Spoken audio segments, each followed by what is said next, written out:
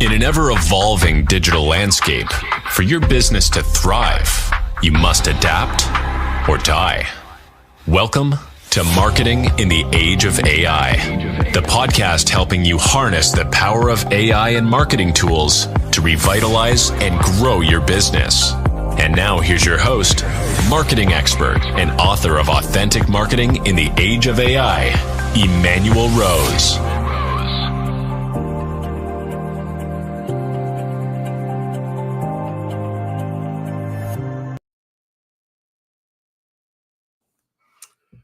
Welcome to this episode of Marketing in the Age of AI. Today, I got a chance to talk with Michael Marchese, who's a dynamic leader in the marketing sector, known for his innovative strategies and deep understanding of technology's role in business.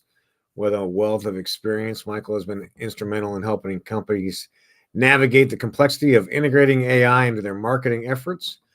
In our conversation, we'll explore how AI is and is not working and how we should look at integrating AI into our tech stack. We'll also explore his insights on the future of marketing, the impact of AI on consumer behavior, and how businesses can harness these tools to drive authentic engagement. Get ready for a hopefully controversial and enlightening discussion with myself and Michael. Hi, Manuel. It's a pleasure to meet you, and thank you for having me in on your show. Absolutely. I appreciate you taking time today to dig into this, and I'm excited to get your impressions about where we are in the cycle of hype and shiny object syndrome, and how we actually get some value out of this as business professionals. Absolutely. And I think the challenge with many businesses are that they're already busy and overwhelmed with other aspects of marketing and technology to be able to move their business forward. And all of a sudden, it's for them seemingly out of left field. Now there's AI, and it's getting a lot of venture capital financing. It's all over the media. Yep. And as small and mid-sized business owners, they're trying to figure out, where does this fit? I know it's something I need to do, but what, how, when, what will work? And it's been challenging. And we've seen a lot of companies move in and take on various AI initiatives with the best of intentions, but with absolutely disastrous results. And now some of those results are getting publicly made available in the media, which is adding even more uncertainty to a lot of CEOs on what to do. Yeah, well, it's interesting. We're a couple years into the hype of ChatGPT and generative AI, and I know you've been implementing AI solutions for a lot longer than that. But what are you seeing that are some of the mistakes, and how we can avoid those mistakes if we're just getting started implementing? Absolutely. My company, Tempesta Media, we've been involved with AI since 2019, and we've seen that there is some tremendous potential, but at the same time, there are some gigantic landmines that are there. So let me start off with the positive on where there are opportunities, because gosh knows we need some positive these days. Yeah. In terms of opportunities, AI-enabled coding, which is programming, Yep. is a huge area of opportunity for businesses. I think that, let me explain a little bit about what it does. You can use AI to basically assist your programmers and your engineers to be able to write better code faster. And if they can write better code faster, that means you're getting more output and you're advancing your company's technology stack faster, which means either more revenue or more profit, depending on where they're focused. I think this is a huge opportunity. The other area that I think is absolutely a winner and low-hanging fruit, I think as well, is with AI-based automation. Mm-hmm.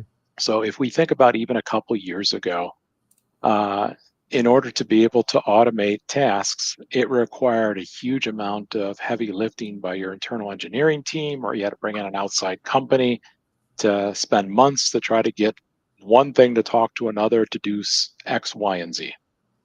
With these advances in automation, with APIs becoming very commonly available and standard reference points for most applications, including Tempesta Media's, Yep.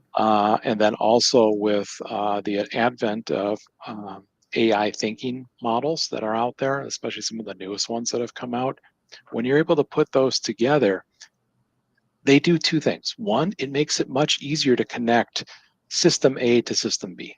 Right. That's by far, that's half the challenge. But the other part is when you have various things that you want to automate, like let's say, for example, you wanted to be able to automate email routing within your organization. Not everything's black and white. Not Right. everything is absolute. And that stuff that falls in under the gray matter, if you will, in between, like, is this a customer support issue? Is this a sales issue? Right? Most of those things are pretty binary. But there's a lot of times where there's stuff in the middle. That's really where AI can step in there and help provide some of that reasoning and rationale to be able to go and sort and deal with the gray. So if I had to take a look at a typical company, right, that's probably 30 to 20 to 30% of it is black, right, on that scale of black to white. You have another 20, 30% that's in that white, right, on the other end of it, where it's very defined things that are very easy from a rules perspective to put in place. It's that squishy stuff in the middle that could be anywhere from 20 to 40%. That's what's sucking up a lot of your team's time. And that's where I can probably cut that by half. Is it going to solve it all? No. Will it solve right out of the box half of it? Yes. Can it get up to about 70 to 80% once you've had it trained over a period of time? Absolutely. And now applications for that, use an example, would be call routing. Someone Right. comes in on your 800 number, where do you send them to? Yeah. Right? Is it really valuable or not? For your inbound sales team, is this a high value lead or a low value lead of someone calling in?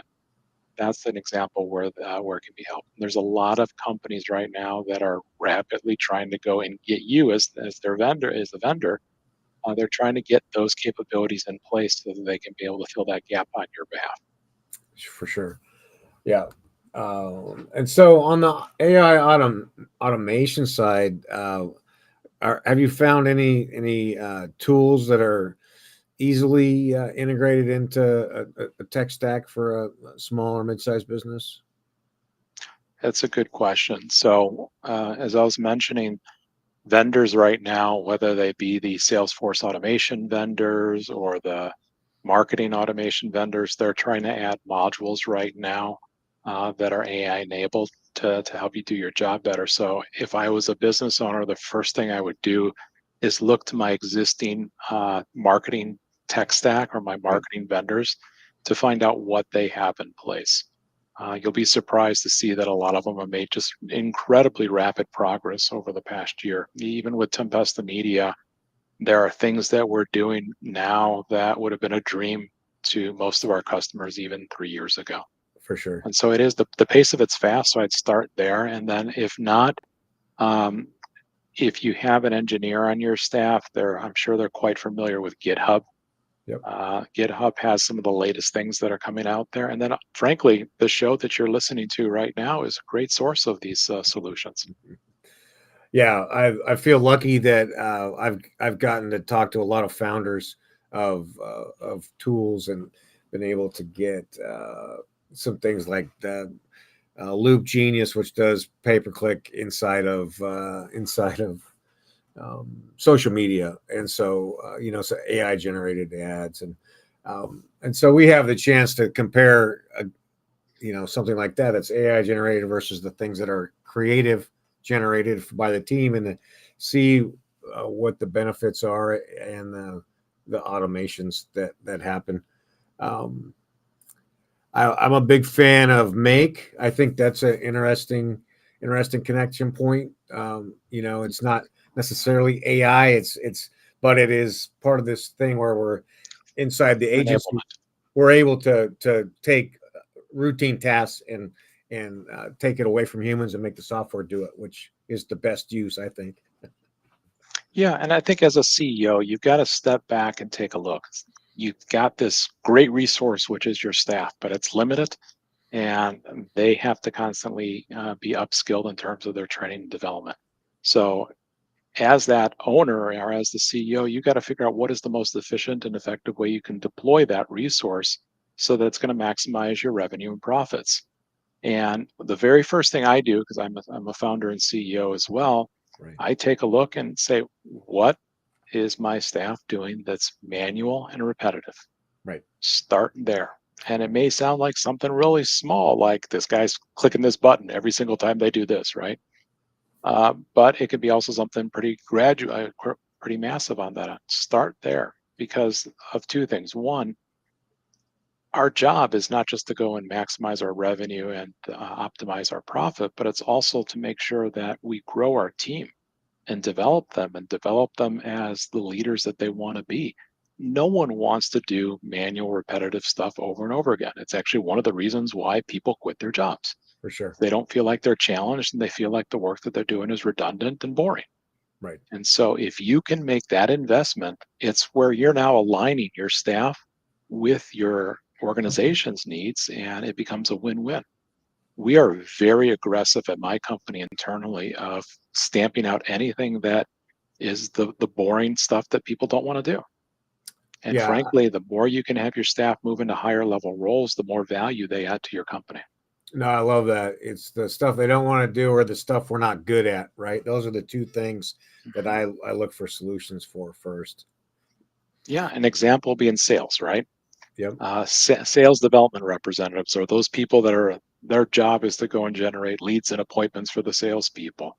Oh my gosh, talk about a position that can be burnout real quick in 6 to 12 months, right? Yep, for sure. You have to send 100 emails out, or you have to send 100 and make 120 calls, and half those calls they end up not even connecting any human. Well, Right. there's a perfect example where you can use AI to be able to intelligently detect, hey, there's actually a live person that's coming up on this call here.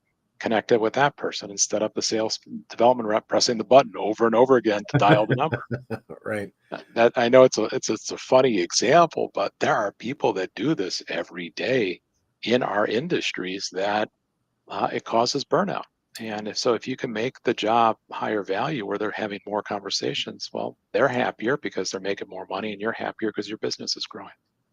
Yeah, the other one that's been really effective for some clients of mine that own gyms where they have to make the outbound calls to collect money for people who aren't paying their bill, and the AI voice agent does that all in 1 minute, and the money just magically starts flowing in, and it's a process that the humans don't like to do, make those phone calls, and so the AI for a very reasonable amount of money.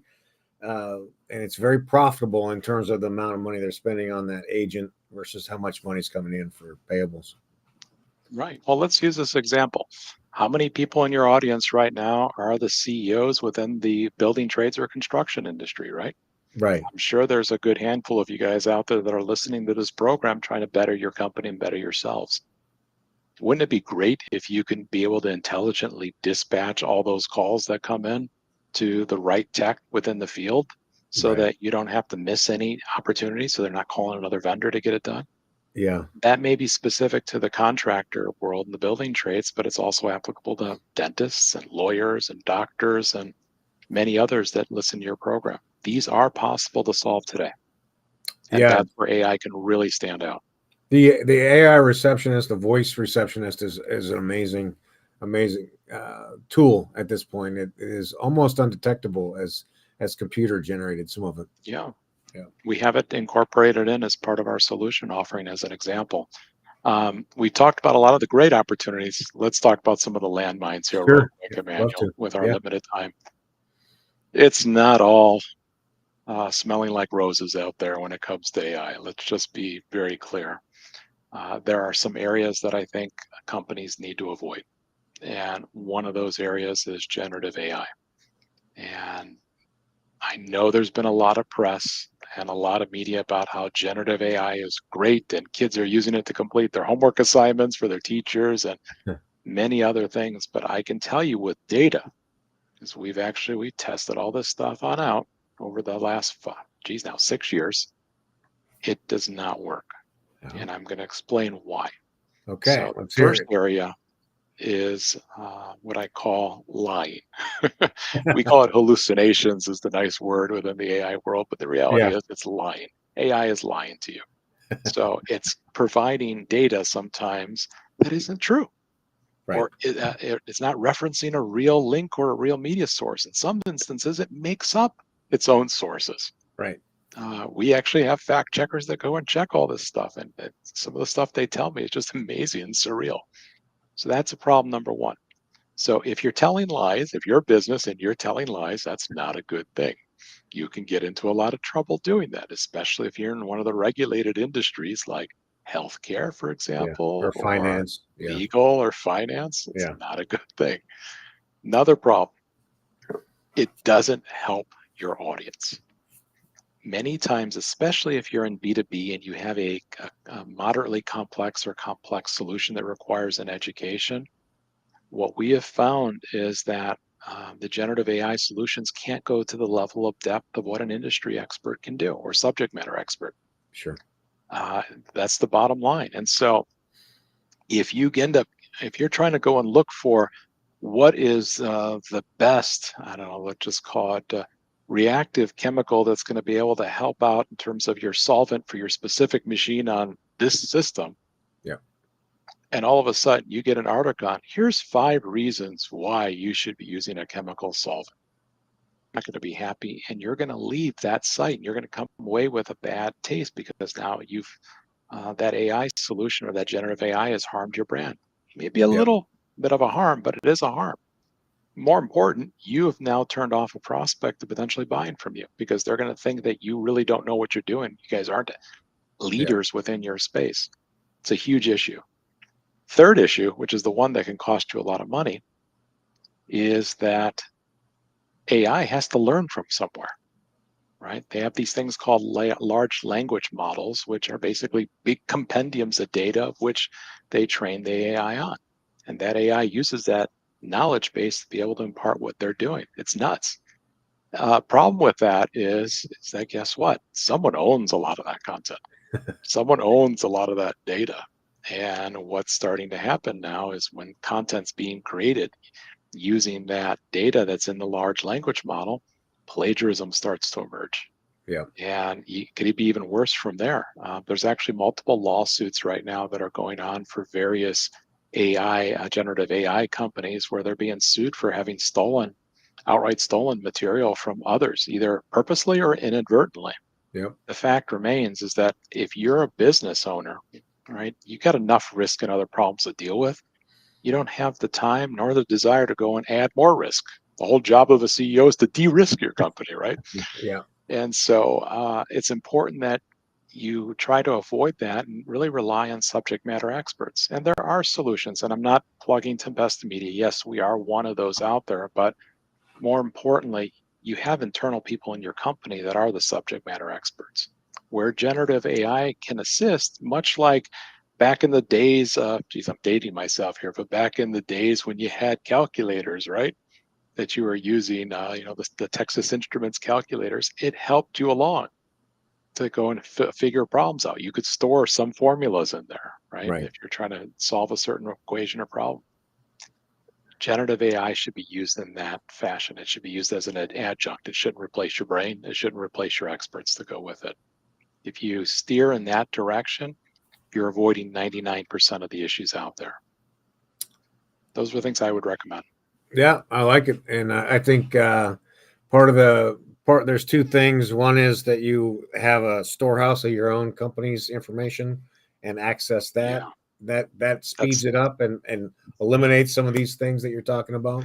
well, you just brought up, Emmanuel, an incredible point, which is who owns this data, Right. right? So here you are, you're a company, you worked hard to build up all these proprietary processes and institutional knowledge and everything.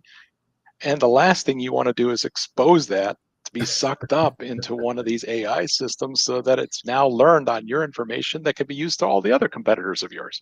Exactly. So there's a big trend right now in the industry that for those people that are doing AI, they are they're creating their own private language model, which the AI is trained on.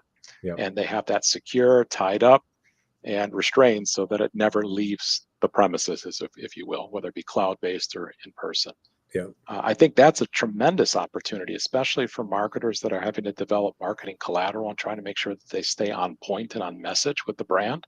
Yep. That could be a huge, huge asset to a company as long as it's securely locked down and proprietary to your company.